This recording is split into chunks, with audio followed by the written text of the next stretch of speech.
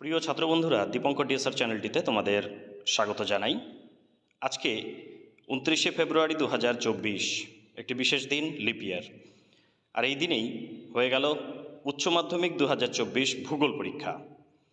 এই ভূগোল পরীক্ষার এমসিকিউ এবং এসএকিউ এর উত্তর নিয়ে তোমাদের সামনে আজকে হাজির হয়েছি। তো চলো দেখে নিই এমসিকিউগুলোর উত্তর কী রয়েছে এবং এসএকিউগুলোর উত্তর কী রয়েছে। প্রথম প্রশ্ন, আরোহণ প্রক্রিয়ার গঠিত একটি ভূমিরূপ হল? উত্তর ডি অপশান, পলল ব্যাজনী। 2 নম্বরে, পশ্চিমবঙ্গে উষ্ণ প্রস্রবণ দেখা যায়? Option B, বক্রেশ্বরে। 3 নম্বর প্রশ্ন, উন্মুক্ত সমুদ্রে বাতাস বাধাহীনভাবে যে দূরত্ব অতিক্রম করে তাকে বলা হয় ফেচ। Option A.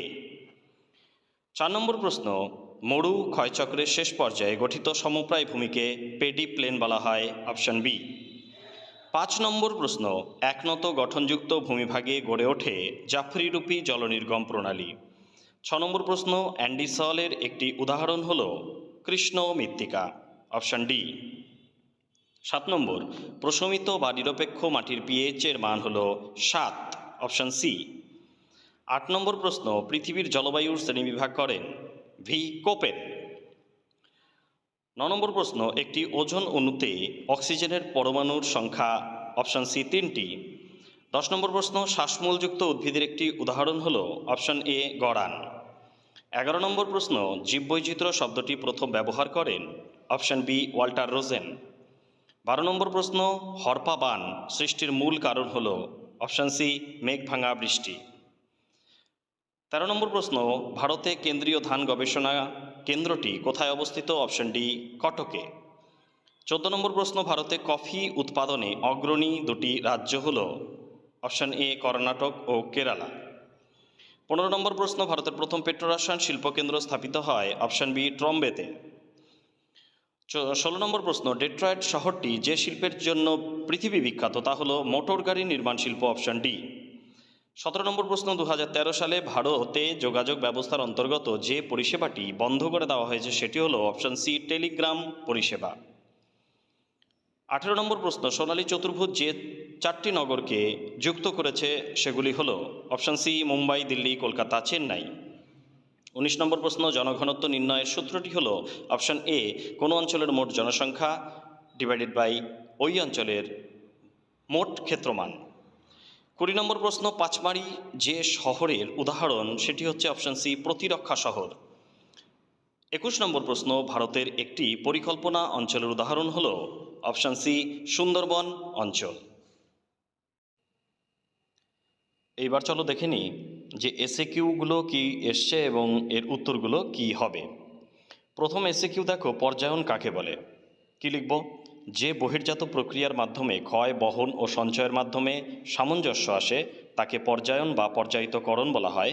অন্যভাবে বললে পর্যায়ন বলতে বোঝায় ক্ষয়কার্যের ফলে উচ্চভূমি এবং সঞ্চয় কার্যের মাধ্যমে নিম্নভূমির সমতলীকরণ। 1904 খ্রিস্টাব্দে ভূবিজ্ঞানী চেম্বারলিন ও সেলিসবেরি সর্বপ্রথম ভূমিরূপবিদ্যায় পর্যায়ন শব্দটি ব্যবহার করেন। অথবা প্রশ্নে রয়েছে ভাদস্তর কি? কি লিখব? ভূপৃষ্ঠ থেকে সম্পৃক্ত জলস্তরের পৃষ্ঠদেশ পর্যন্ত যে অংশে জল দাঁড়াতে পারে না, জল ধারণ ক্ষমতা নেই, কখনো সম্পৃক্ত হয় না এবং ভৌমজল পাওয়া যায় না তাকে ভাদস্তর বা অসম্পৃক্ত ভৌমজলস্তর বলা হয়। এই স্তরে অসংখ্য ছিদ্র ও ফাটলের মধ্যে দিয়ে অভিকর্ষজ টানে জল অতি ধীরে নিম্নগামী হয়ে সম্পৃক্ত স্তরে পৌঁছায়, এজন্য একে ভাদস্তর বলা হয়। 2 নম্বর প্রশ্ন রয়েছে, টম্বল কাকে বলে? মূল ভূখণ্ড ও তার নিকটবর্তী কোনো দ্বীপ যদি তরঙ্গবাহিত নুড়ি, বালি, কাকড় প্রভৃতি সঞ্চিত হওয়ার ফলে পরস্পরের সঙ্গে যুক্ত হয়ে যায় তবে তাকে টম্বল বলা হয়। টম্বল এক প্রকারের সংযোগকারী বাঁধ। এই জাতীয় বাঁধ জলতলের ওপরে স্থায়ীভাবে অবস্থান করে। অথবা প্রশ্নে দেখো কি রয়েছে, রিয়া উপকূল কাকে বলে? যে উপকূলের সঙ্গে আড়াআড়িভাবে বিন্যস্ত শৈলশিরার অবস্থিত নদী উপত্যকা ভূগাঠনিক কারণে জলমগ্ন হয়ে পড়ে, এ ধরনের নিমজ্জিত নদী উপত্যকাকে রিয়া উপকূল বলা হয়। 3 নম্বর প্রশ্নে রয়েছে, উপত্যকার মধ্যে উপত্যকা সৃষ্টির কারণ কি? উত্তর, পুনর্জীবন লাভের কারণে নদী নিম্নক্ষয়ের মাধ্যমে প্রাচীন প্রশস্ত উপত্যকার মধ্যে নবীন সংকীর্ণ উপত্যকা তৈরি করে, তাকে উপত্যকার মধ্যে উপত্যকা বলা হয়। 4 নম্বর, অনুভূমিক পর্যায়ক্রমে কঠিন ও কোমল শিলা দ্বারা গঠিত গম্বুজাকৃতি ভূমিরূপে কোমল শিলাস্তর অনুসরণ করে কোন ধরনের নদী নকশা গড়ে ওঠে? উত্তর হবে কেন্দ্র বিমুখ নদী নকশা। 5 নম্বর প্রশ্ন, এন্ডোডায়নোমরফিক মাটি কাকে বলে? যে মাটি সৃষ্টিতে আদি শিলার প্রভাব সর্বাধিক সেই মাটিকে এন্ডোডায়নোমরফিক মাটি বলা হয়।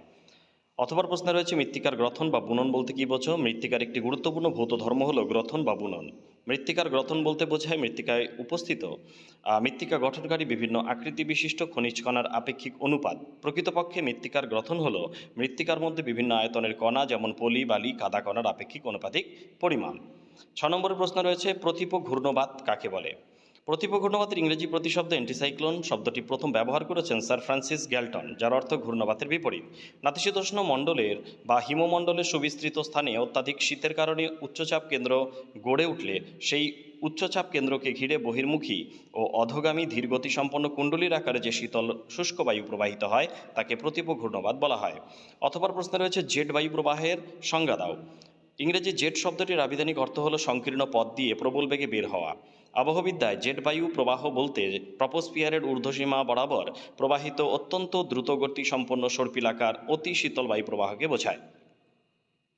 7 নম্বর প্রশ্ন, মুক্ত ভাসমান জলজ উদ্ভিদ ও ভাসমান পাতা বিশিষ্ট প্রথিত মূল জলজ উদ্ভিদের একটি করে উদাহরণ দাও। প্রথমটির উদাহরণ হচ্ছে কচুরিপানা বা টোপাপানা এবং ভাসমান পাতা বিশিষ্ট প্রথিত মূল জলজ উদ্ভিদের উদাহরণ হচ্ছে পদ্ম বা শালুক। 8 নম্বর প্রশ্নে রয়েছে পরিবেশ বান্ধব পর্যটন বলতে কী বোঝো? যে পর্যটন ব্যবস্থায় পরিবেশের কোনো ক্ষতি হয় না, পরিবেশ দূষণ কম হয়, পরিবেশের উন্নয়নে যেসব পর্যটন কাজ করে তাকে পরিবেশ বান্ধব পর্যটন বলা হয়। 9 নম্বর প্রশ্ন, পাহাড়ের ঢালে উপযুক্ত ভূমির ব্যবহার কোন ধরনের বিপর্যয় প্রতিরোধ করে? উত্তর, ভূমিধস নিয়ন্ত্রণ করে। 10 নম্বর প্রশ্ন, চীনের ধানের আধার কোন প্রদেশকে বলা হয়? হুনান প্রদেশকে বলা হয়। অথবা তে রয়েছে স্থানান্তর কৃষি কাকে বলে? এক বিশেষ ধরনের আদিম যাযাবরী বা পরিযায়ী কৃষি কার্য হল স্থানান্তর কৃষি পদ্ধতি। প্রধানত যাযাবর উপজাতির আদিম জনগোষ্ঠী অত্যন্ত অনুন্নত ও প্রাচীন প্রথায় কেবলমাত্র জীবন ধারণের জন্য পাহাড়ি জঙ্গলে ঘুরে ঘুরে কৃষিকাজের মাধ্যমে ফসল উৎপাদন করে। এই ধরনের কৃষি ব্যবস্থা স্থানান্তর কৃষি নামে পরিচিত। 11 নম্বর প্রশ্ন, কাগজ শিল্পে ব্যবহৃত দুটি রাসায়নিকের নাম কস্টিক সোডা ও সোডা অ্যাশ। অথবা প্রশ্নে রয়েছে ভারতের একটি বন্দরকেন্দ্রিক লৌহ ইস্পাত শিল্পকেন্দ্রের নাম লেখো এবং এটি কোন রাজ্যে অবস্থিত?